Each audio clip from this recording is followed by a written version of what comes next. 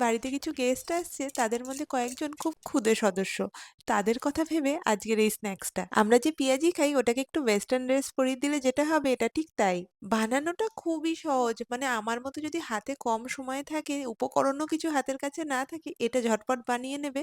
বাচ্চা থেকে বড় সবাই খুশি হয়ে যাবে। পেঁয়াজগুলোকে এরকম করে কেটে দেখো, পেঁয়াজের পাটে, পাটে খুলে ফেলছি সব। এবার এই রিংগুলোকে রেখে দেব। ২ চামচ বেসনের মধ্যে ১ চামচ কর্নফ্লাওয়ার নিয়েছি। নুন, কাশ্মীরি লঙ্কার গুঁড়ো, গোলমরিচের গুঁড়ো আর চাট মসলা দিলাম।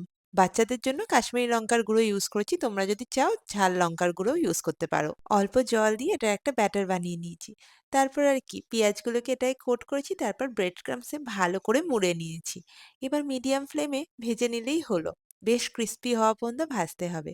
৪ থেকে ৫ ঘন্টা পরেও কিন্তু একদমই মুচমুচে থাকবে। এরকম যদি ঝটপট বানিয়ে ফেলতে পারো লোকে তোমার ফ্যান হয়ে যাবে। কি বানাবে তো? বানালে কিন্তু আমাকে অবশ্যই জানাবে।